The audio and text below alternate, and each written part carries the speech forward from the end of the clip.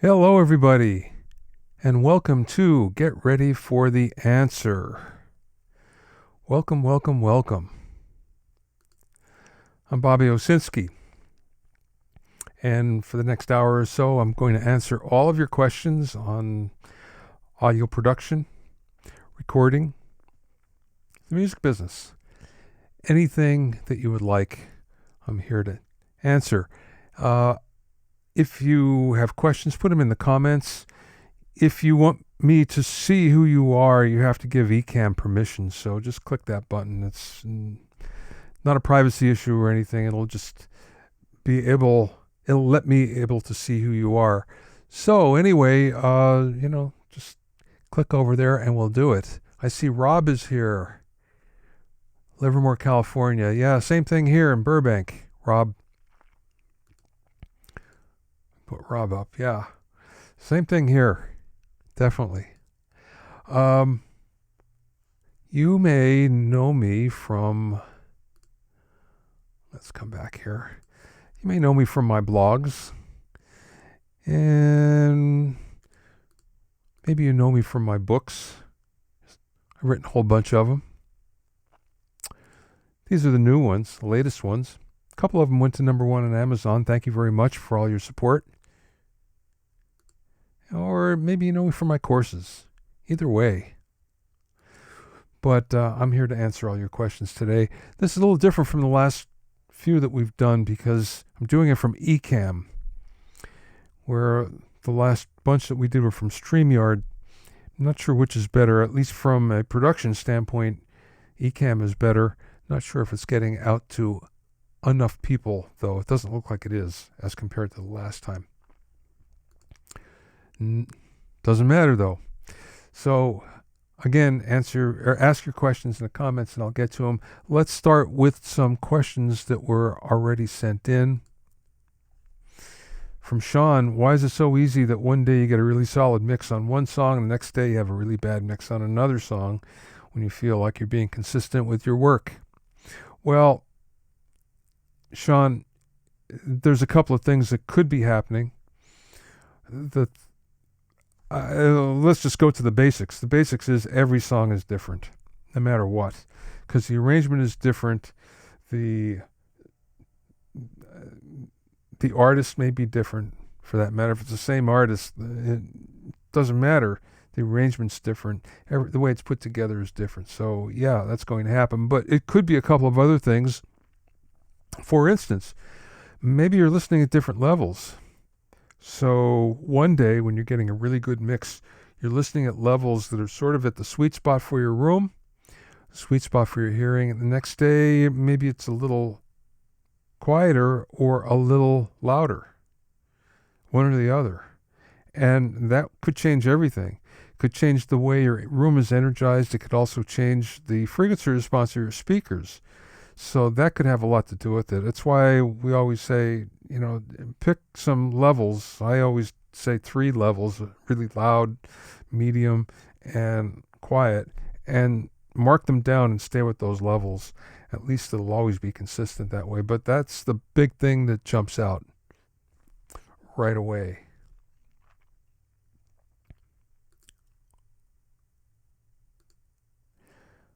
Hello, Dania. How's it going? Thanks for being here. All right, let's get to another question. Curious if you can explain LUFS levels as opposed to RMS. Yeah, sure. RMS is it's an average. It's an electrical average of the signal strength. If you look at a VU meter is actually an analog RMS meter. And our digital meters are usually peak meters, but we can set them up. There's usually a selection to make them RMS as well. Big difference between LUFS, though. LUFS is an average as well, but it's the average perceived volume over the program, the length of the program. So if the program is a 4-minute song, it's the average perceived level over that 4 minutes. And if it happens to be a minute commercial, it's over that 1 minute. And if it happens to be a 30-minute television program, it's over the length of time, the perceived level across that 30 minutes. This is being used more and more in straight audio, but it wasn't made for it. It was made for television. And it was mostly made because many of you might remember this, and if you're younger, you might not, because now it's getting to the point where, we've had this around for a while. But there used to be a time where commercials were way louder than the normal program. So you'd be listening to your program, it'd be a nice level, and all of a sudden the commercial would come on and the level would jump out. And the reason for that was because it was compressed. So even though the level meters would be saying, oh, this is the same level, the perceived volume was different. So there was actually some laws that were passed saying that you can't do that anymore. And they came up with a measurement to measure this perceived level in order to stop that from happening. And for the most part, it has. So this was aimed at television, but it's also become useful in audio as well. Podcasts, for instance, streaming audio, for instance. It's just a good way to do things. Less so if you're mixing, doesn't much matter, unless your mix is going to television. It's a big deal, but that's the difference. One is an electronic average, the short term. It happens like now. And the other is a perceived average level over a long period of time. All right, there's yet another one here. Are there any advantages or disadvantages of using serial compression, like using more than one compressor on a master channel? From Jason. Yeah, there is. The biggest thing is the more you use a compressor, the more you begin to hear it. So if you need a lot of compression, you might be better off to just use multiple compressors and a little bit of each rather than a lot of one. You find this with mastering engineers a lot. Mastering engineers will do this. There's one, my favorite mastering engineer, Gene Grimaldi, as a matter of fact, will do this. Sometimes I'll see him with 5 and 6 compressors. But he won't use a limiter because he's controlling everything with those compressors. But the compressors are hardly moving. It's a half a dB or a dB at the most. So sometimes that's a better way to do things than to have one compressor that's really slamming. So that's the whole thing there. It'll sound better. There's yet another one here. Don't forget, if you have any questions, just put them over in the comments, and I'll be happy to get to them. I see one there. We'll get to some more in a little bit. Okay, from Bob Wright. How can you get a super deep kick or bass without it sounding muddy? Well, this is easier and harder than you think, but it's not what you think in order to get it. The easiest thing is record it well and have a really good, deep sounding kick or bass in the first place. So, in other words, you should have a kick drum that gives you the sound you want right away. Then it's your job to capture it.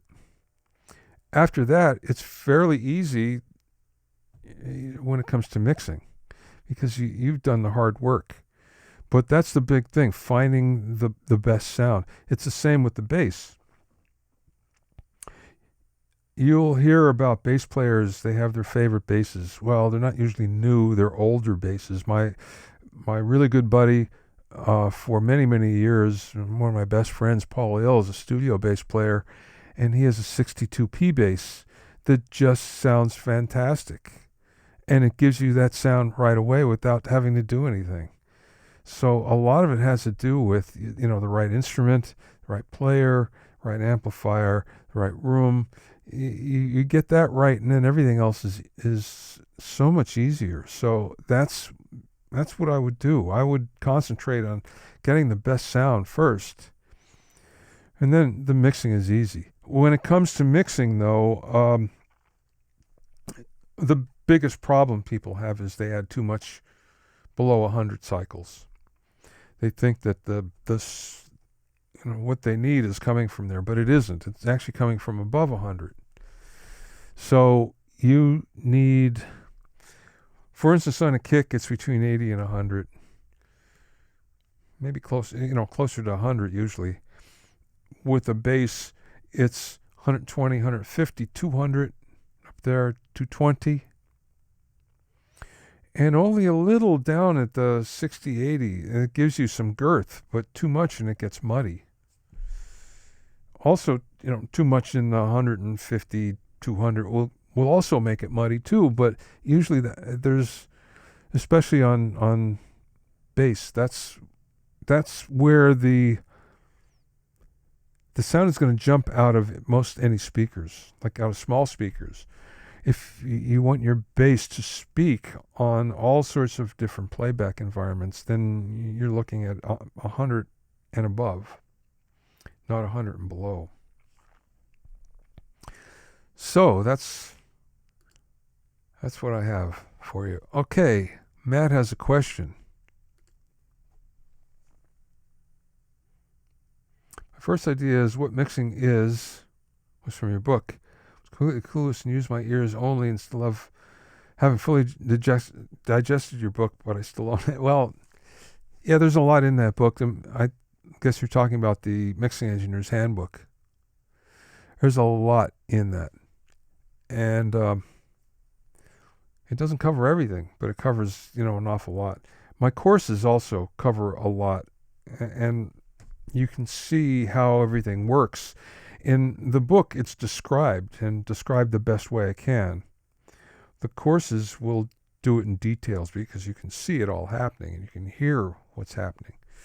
So that works out even better many times, and it's something that I would suggest look into if you're having a problem. There's a good one to start with is a music mixing primer, which is fairly inexpensive as well, and that will take you through all that stuff, and it will just make a big difference in not too much time. If you really wanted to do it quickly, you can do it in 4 weeks, and well, even less, but it's made to be a 4-week course. So anyway, you might want to check that out. I don't see any other questions coming in, or else there's something not working here. I'm not sure, but happy to answer your questions if you have any. And Matt, if you have any questions, you can send them to me. Actually, let me show you where you can send them. Questions at BobbyOwsinski.com. So I'm really happy to answer any questions afterwards. Yao from Portugal. Yes, hello. I'm glad you're here. So glad you're here. Again, hit me with your questions. There's we're talking about LUFS before, and there's a big misconception about what LUFS is and what LUFS does, and I think a lot of people, they see that Spotify is at minus 14 LUFS and they feel that they have to mix to minus 14, and you don't. Or Apple Music is minus 16, so they're thinking, well, I need all these mixes, minus 16, minus 13, minus 20, no, you don't. Just one. The reason why is it goes to a distributor or a record label. The reason why there are distributors like TuneCore, CD Baby, DistroKid, is these distributors are trusted by the streaming networks, trusted that they're going to send the right thing. Otherwise, record labels just do it directly. But the easiest way, if you're a record label, join Merlin, and then you can get some of those options. Otherwise, you have to have a big catalog to be approved by Apple, for instance, or Spotify. But you send them the CD mix, and then they do their own encoding. So,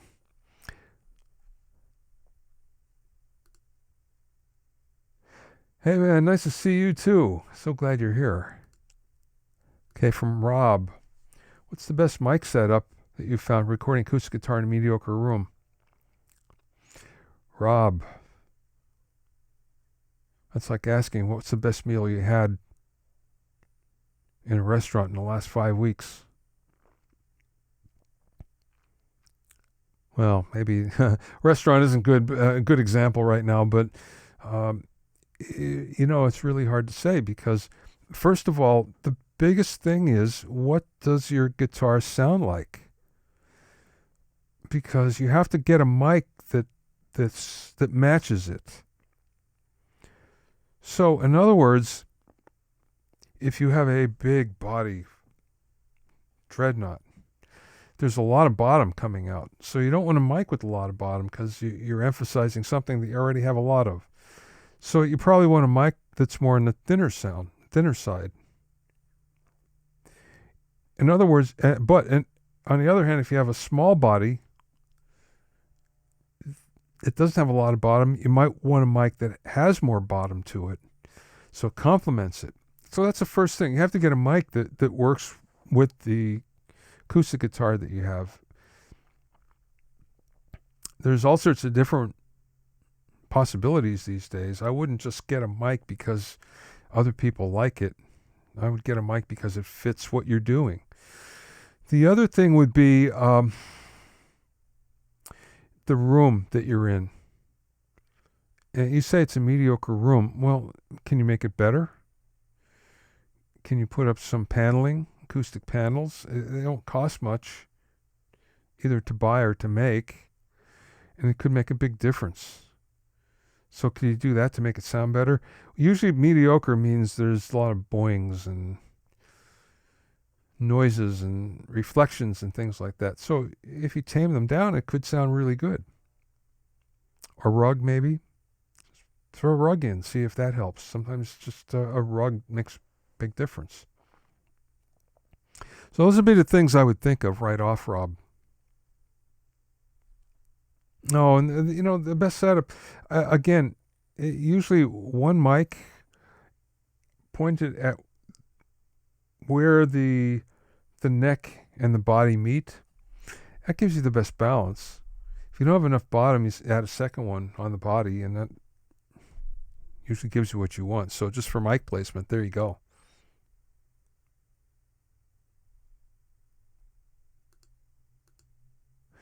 Dania, there are rumors NAMM 2021 is happening. I haven't heard that, Dania.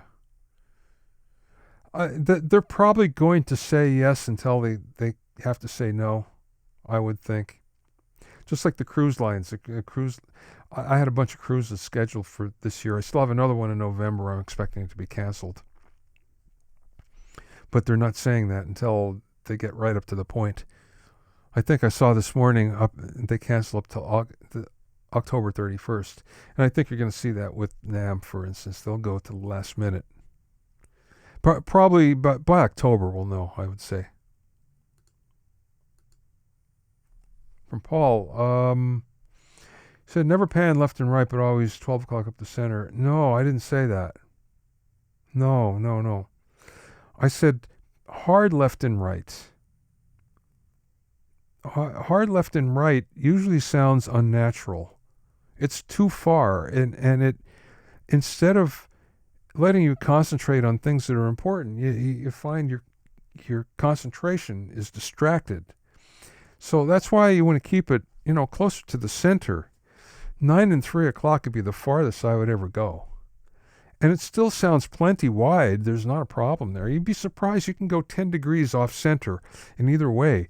And it's still, you get the feeling of stereo and of width. So it's hard left and right. And certain instruments you pan left and right. Well, it all depends on the mix. Because you pan things so that they fit. One of the ways to make things fit in the mix, besides EQ and compression, all that stuff, is panning. Because you find if you pan things, if you have something that's here and something that's here, and if you pan something in the middle, all of a sudden you'll be able to hear it. If you pan something on top of the other, it'll be muddy. But you pan it off a little bit, and all of a sudden you can hear it. So that's what dictates a lot of that stuff. It's, can I really hear it? Stuff that's in stereo doesn't necessarily go left and right either. Sometimes you're better to pan it like this, and you still get the sense of width. It just sounds more natural. So that's what we're looking for. We're looking for things. We want it to sound natural, unless we don't. Unless we want it to sound really whacked. Then, of course, you throw that out the window. But no, I never said don't pan left and right. I said don't pan hard left and right. Big difference there, Paul. Oh, Rob, okay, mic placement. Yeah, well, like I just said, maybe a foot off. The placement would be where the neck and the body, where they meet, somewhere in there, and a foot or so off, and a foot to 18 inches, and that gives you a nice balance usually. And you might change that up or down a little bit, but you'll find it usually. If it's not big enough, you add a second mic on the body. There you go. That usually does it for most of them.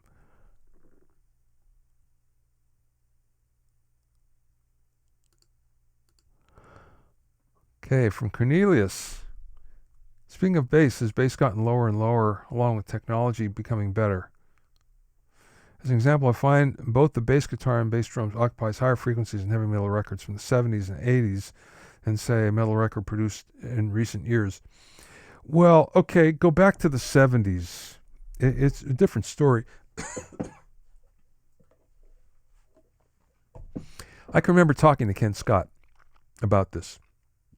Now, Ken, of course, was an engineer for the Beatles, and then he did Supertramp, and he did Missing Persons. So he's done a wide array of all sorts of different types of music. That's all been great.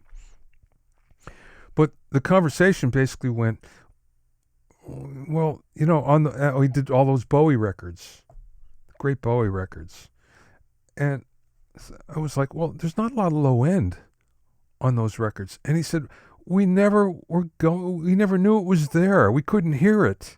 So we never went for it. So as speaker technology has gotten better, now we can hear things a little lower. So now we're able to play with all the frequencies. And before we couldn't, because we just couldn't hear way down low. So that's what happened in the 70s. In the 80s already, speaker technology was getting better, so that was changing.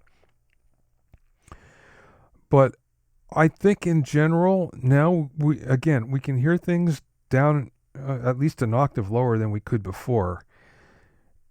Does that always help? No. I mean, you still need the high frequencies and especially the high bass in there. Because if all you have is low bass, it just sounds muddy. It will sound great on your speakers. It will be missing on everything else. So that's pretty much it, I think. We can hear things today we couldn't hear. Even on smaller speakers, it's amazing what we can hear, and we just couldn't back then.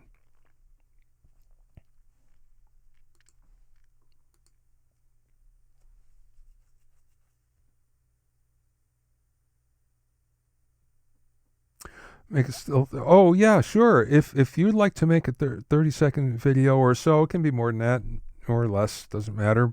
But just to say that you dug it, yeah, there's still time. Thank you, my friend. Cameron, when treating a room, you recommend making sure the sidewalls match in texture. Yes. Does that mean hanging diffusers on the sidewall at ear level? It's a bad idea. Versus flat drywall. Well, diffusers are better. There's many rooms that are only diffusion. See, the problem with diffusers versus absorption is fairly easy. You don't have to do a lot of calculations to make it work. You can just get some panels, slap them up on the wall, and it's going to sound better right away. Diffusers are different because you have 2D diffusers, you have 3D diffusers. They're expensive, more expensive. And also, in order for that to work, you have to sit down pen and pencil with the calculator. So if you just want to do it very easily, make your room sound better, Well, best thing is to create the RFZ, as they would call it, reflection-free zone. Reflection-free zone would be on your sides, so there's no reflections wherever the sound from the speakers hit, and then on top of you, a cloud. If you do that, you'd be shocked at how good it could sound.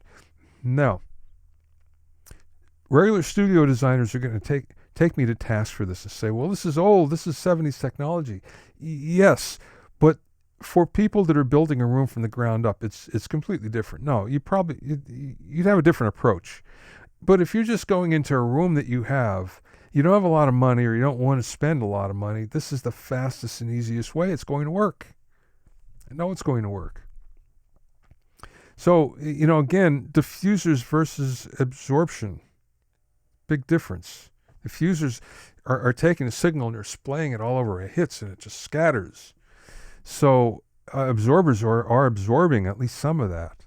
So there's two different theories there. You're better off with absorption. The rear, the one place you could have diffusers and it could work really well is in the rear. But usually you find that in larger rooms. If you look at big studios, usually in the back of the room, they have a lot of diffusion. That's kind of a standard thing too. But if you're going to have drywall, what you're going to get is a whole lot of reflections that, not going to help you. You can't mix it if you can't hear it. You can't record it if you can't hear it.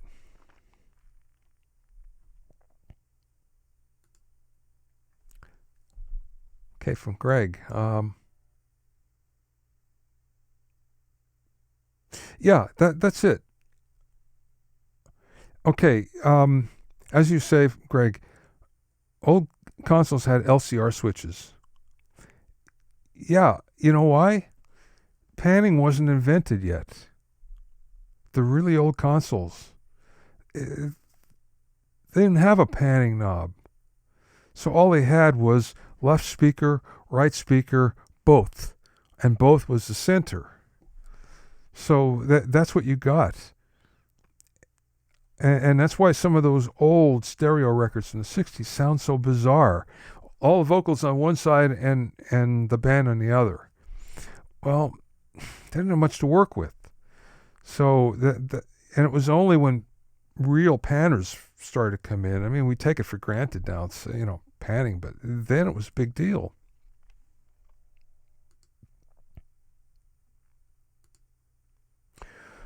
Tim, what's your thoughts on pure LCR mixing? Supposedly Tom Petty's albums were mixing LCR. I don't know. I can't say. LCR is usually used in film mixing.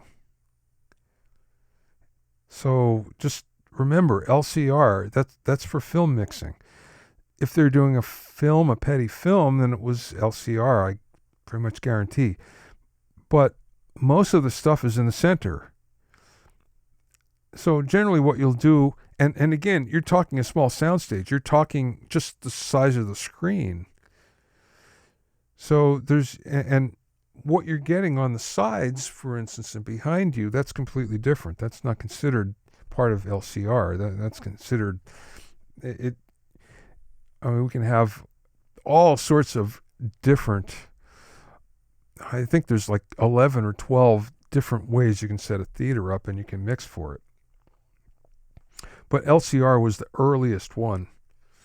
First, everything is up the center, and then it was, okay, can we spread it out? LCR, yeah. Well, but again, there are 3 speakers behind the screen, and they weren't far apart.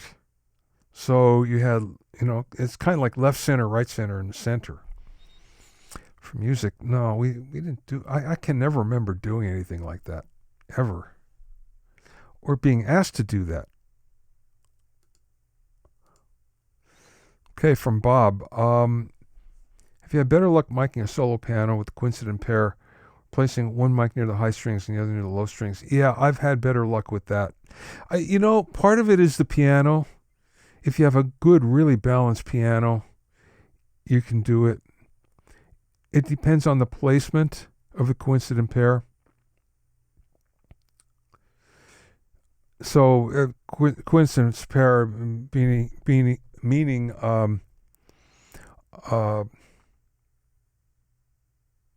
a and yeah, I can't think right now of it, but you know what I'm talking about.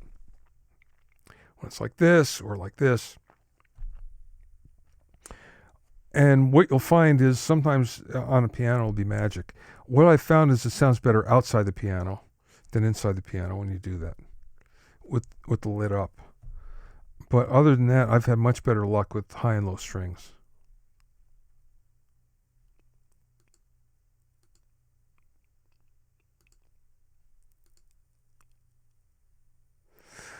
Oh, I love the Ken Scott story. Yeah, and in that case, it makes me think that when we listen to old rock records, that we're hearing them completely different than the people back when albums were released. For example, I noticed that a lot of Jimi Hendrix records had a lot of boominess in the very low frequency ranges.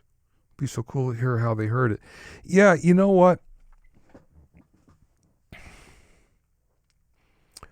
If you go way back when, again, talking to Ken and talking to Jeff Emmerich, talking to Eddie Kramer, all those guys that were there in the 60s. And I've talked to them a lot. We've had these discussions. I've interviewed them. They've been in my books. I've had them on my podcast. One of the things that always comes up is in the early days of stereo, they spent all their time on the mono mix. They spent 8 hours on the mono mix, then a half hour in the stereo. Because if it sounded good in mono, then the stereo would sound fantastic.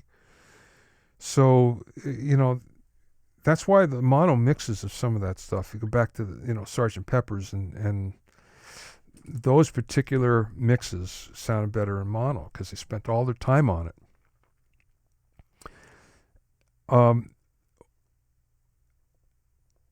Some Hendrix records, now when he finally went to Electric Lady, that was a little different because now that was as state of the art as you can get. The stuff before Electric Lady was done all over the UK and then later at the record plant. So again, we're still talking about trying to get enough low end. Again, another story I can remember someone telling me, geez, who was it? With the Who's studio, where in order to get enough level, they had to have 3 sets of speakers on each side.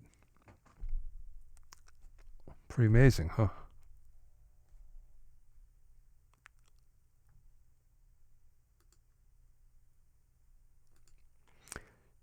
Tim, yeah, man, my pleasure.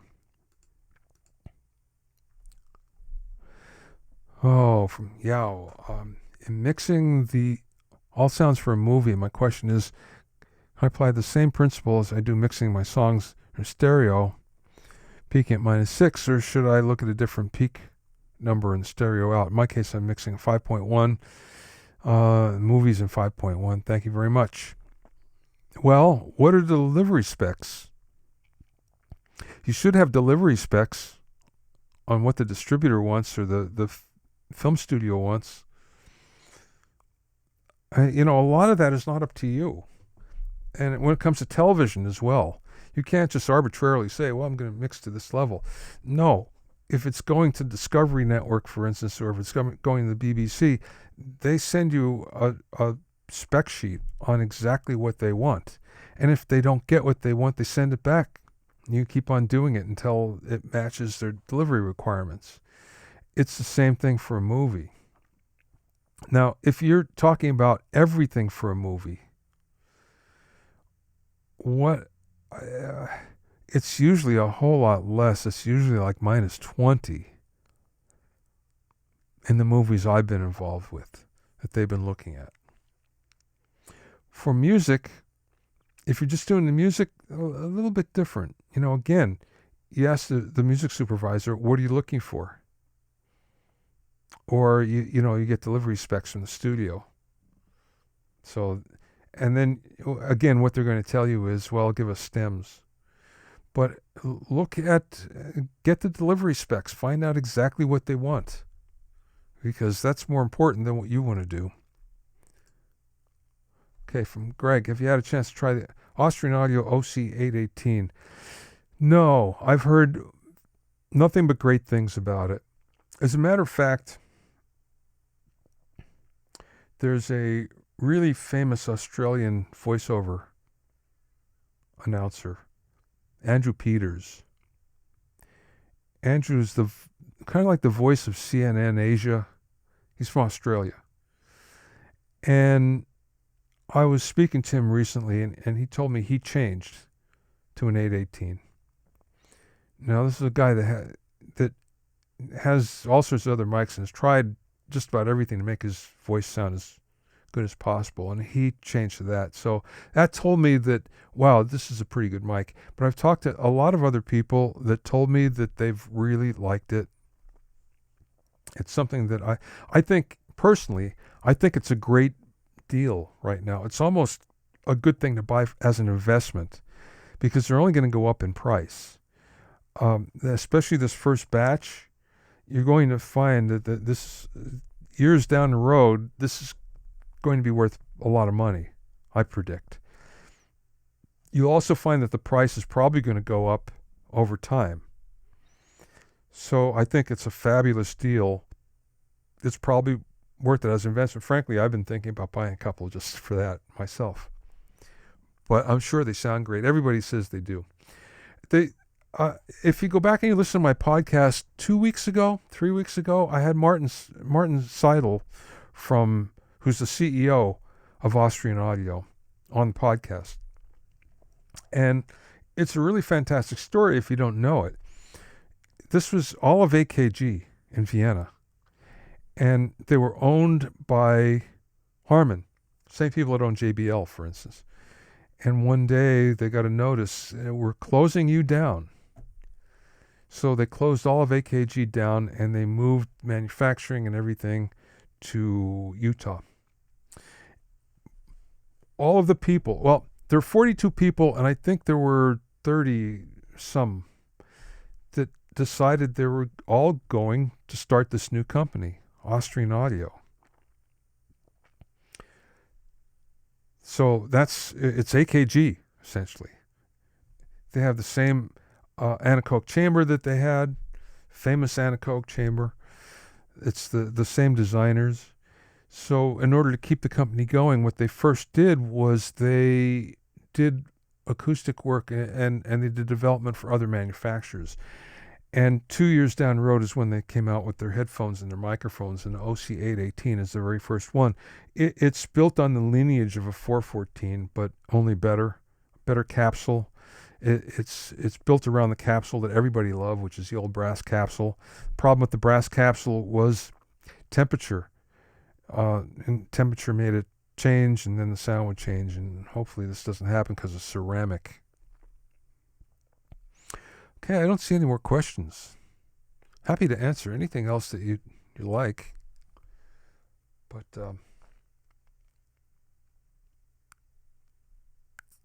not seeing it here. Not seeing any. Please feel free. Answer any questions. Ask any questions that you like. Let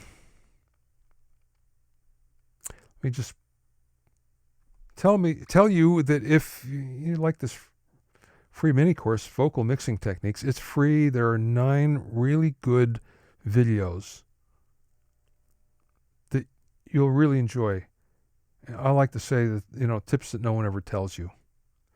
So you can go there, BobbyOwsinskiCourses.com. You'll see it right in the top.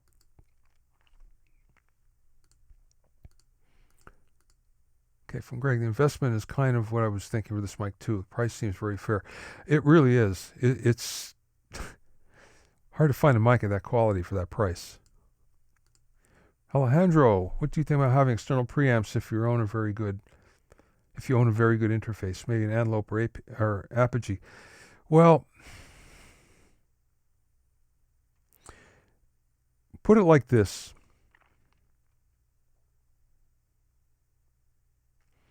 An external preamp is built to do one thing. It's built to be a great preamp. And it has a power supply, and has a circuitry, and has everything built around that one purpose. So as a result, it costs more.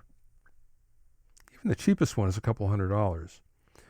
When you look at what you find in an interface, now don't forget, an audio interface has a lot of different things going for it.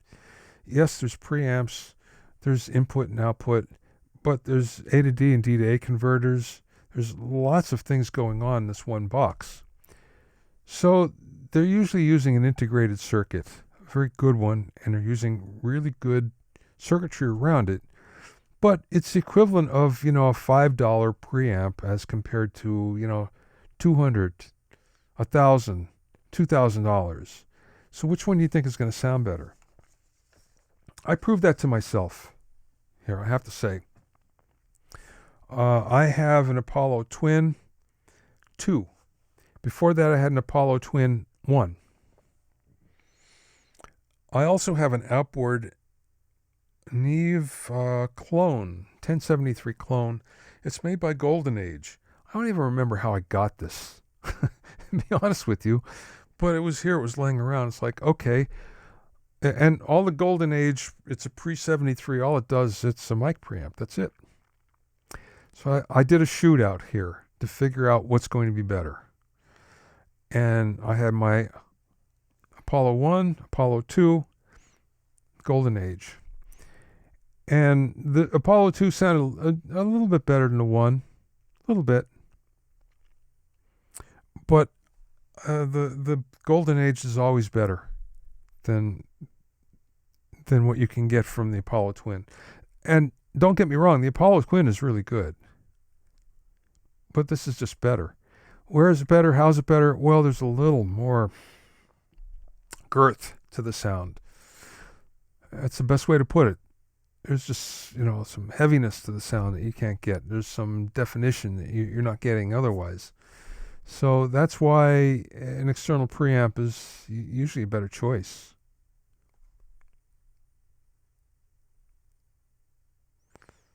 All right, anybody else? Any more questions? All right, I'm going to leave you with this then. I just told you about vocal techniques, but there's lots of PDFs and ebooks that you can download. And just go here, bobbyowsinski.com/free-resources. And a lot to download. Oh, I see another question from Rob. Okay. When doing backup vocals, how do you get the background vocals all blend together in a seamless sound? For example, if we're talking about a photo, compared to blurring the background. Okay, no, I get it. A lot of it, Rob, has to do, again, it really comes back to the way it's captured. So the way, the capturing is a big deal. Let's say you have 3 vocalists. You have lots of ways to do this.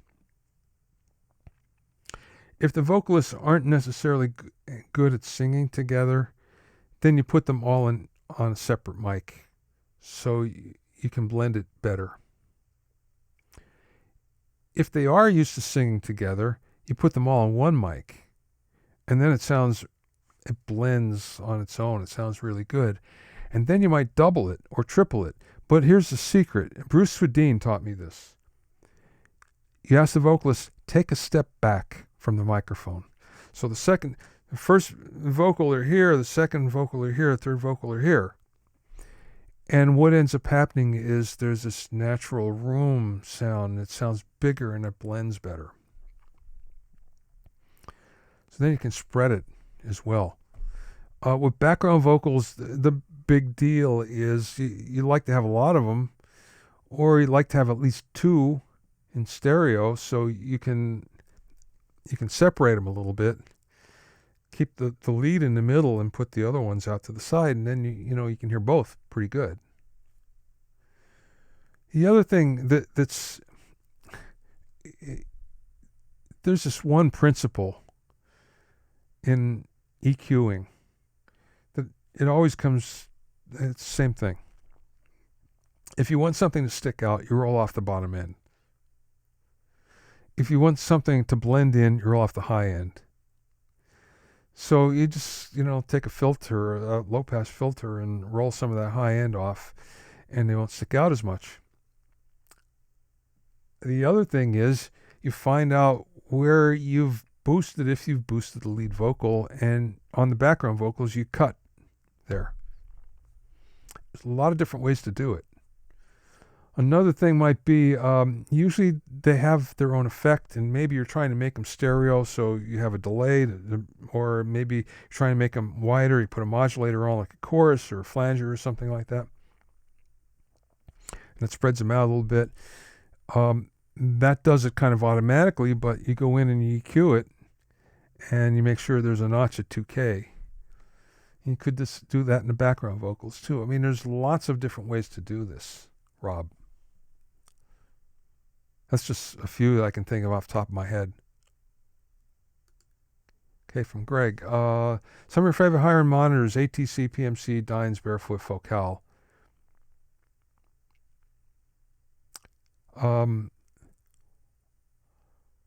Well, my favorite are the Amphions, which I have here.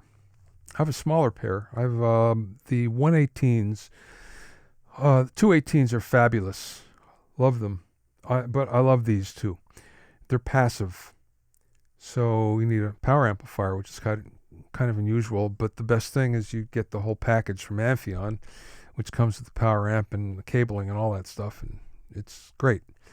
So those are my favorites. I have to say ATCs have always been, I've loved them every time I've worked on them.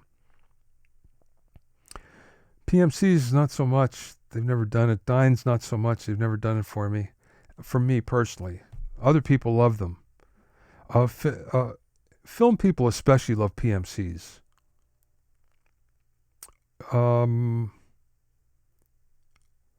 Either you love or you hate Dines. Barefoot's kind of the same thing. I haven't had enough time on Barefoots to really tell you. Focals, I've tried some that I loved. I can't tell you what they were, but I really liked them. As a matter of fact, they're very much like the ones I have now, right here. Like 2 8-inch woofers and a tweeter in the center, something like that, which I liked a lot. They were good. But I haven't tried any of the big ones. Focals aren't really super high-end. They're kind of more in the middle. But ATCs, can't go wrong with any of those. They're fantastic. But I would put Amphions in there as well. They're from Finland. Amphions are my favorite. Alejandro, another question. In what way should I treat an audio source when I want to do some samples? Make them sound real, a source itself? That can be used by anyone in process like normal instrument recorded in the studio. Yeah, this is what sample libraries deal with all the time. Do you process them or not? Do you make it so it's really processed so you don't have to do much, the user doesn't have to do much when they get it? The other thing is, if it's already processed and it sounds good, they're more likely to choose these sounds. So, that's a question every sound library has to deal with. I personally think the best thing is to make it sound as good as possible. And don't go beyond that. Just make it sound as good as you can make it. And that would be my choice. So if that requires processing, then you do it. If it sounds good without it, then you don't. Okay, from Felipe. Would you use 3 delay setup and 3 reverb setup? In which case would you recommend it? I do. I always use 3 of each. Only because I've found it to be useful most of the time. So for reverb, it could go one of 2 different ways. For instance, with reverb, it could be a separate reverb on the drums, or a separate reverb on the snare, which is, really short. It might be gated, might be nonlinear. A short, 1 second or below, other reverb that could go on the other drums, plus it could go on other instruments. Then usually a long reverb that's 2+ seconds. The other way to do that would be short, medium, long, where there'd be a short reverb that's below 1 second. And that's mostly for drums, but it could go on other things. Then, something that's medium, 1.5 seconds. That could be for other things like guitars, for instance, or keyboards, something like that. And then, a long one. The long one usually ties everything together, and you use a little bit of it in certain places. And then for delays could go all sorts of different ways. Are you talking mono or stereo delays? Usually what I'll do is I'll have a stereo delay that's short. So stereo delay 9 milliseconds, 15 milliseconds, 25 and 50, something like that. That's short in stereo. And what that does is widen things out a little bit. And then there might be a medium delay. And the medium delay might be something like an eighth note on one side, maybe a dotted eighth on the other side, which gives you some movement back and forth. And then there might be a third one that's medium to long triplet delay that's in the 350 millisecond range. But this all can vary, but that's off the top of my head a good way.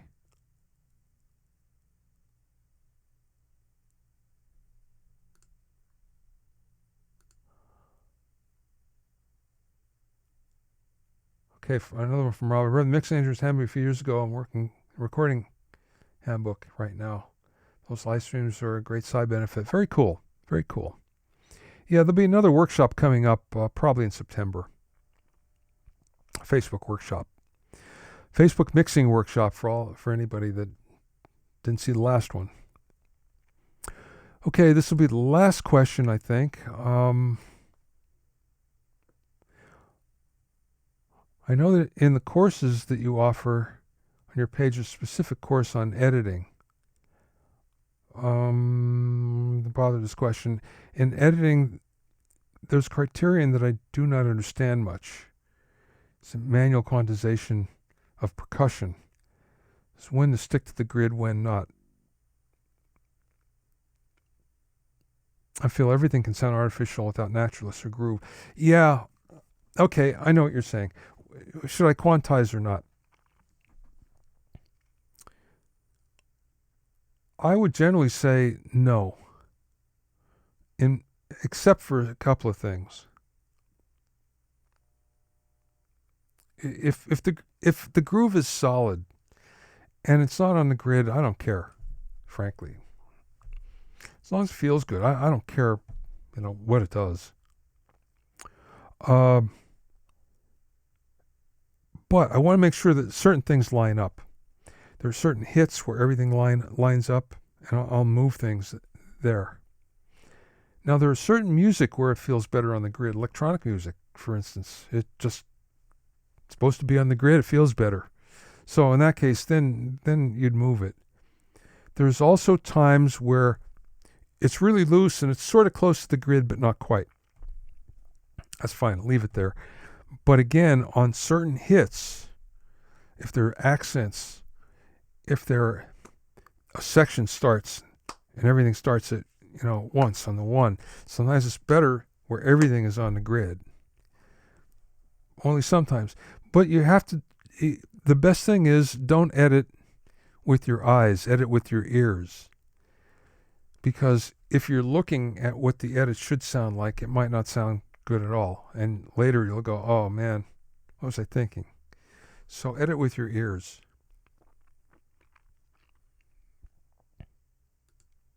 Cool, man. Yeah, happy to bring it to you.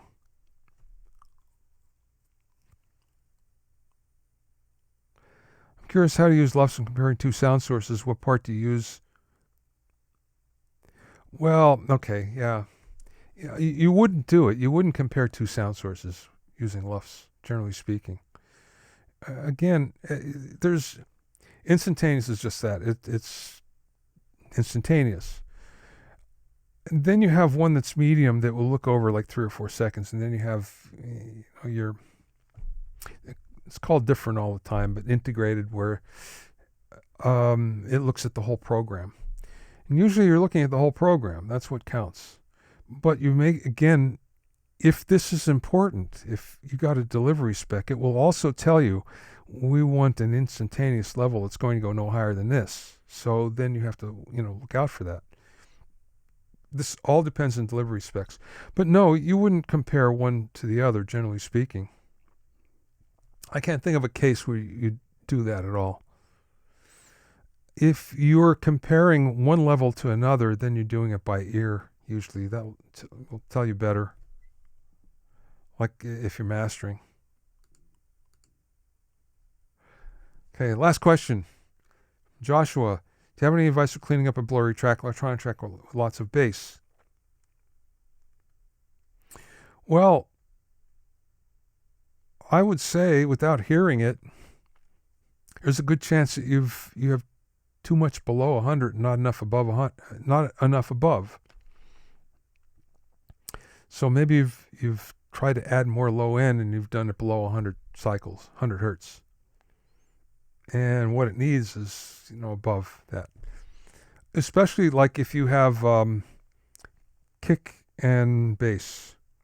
They can't exist in the same plane, frequency plane. They can't, because that will muddy everything up. So you got to move one or the other up. So if usually a kick drum is in the 80 range to 100, well, then the bass would be higher. It would be 120, 150.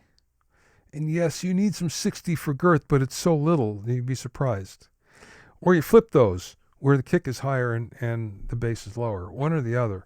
But they can't both be in the same place. So I would say that's probably your big problem, without hearing it, Joshua. Okay, everybody, thanks for being here, and I hope you enjoyed this. Again, if you have any questions, you can get to me later or get to me for the next time we do this at questions@bobbyowsinski.com. Thanks, everybody. Thanks for joining me today. I hope I answered your questions, and we'll see you soon.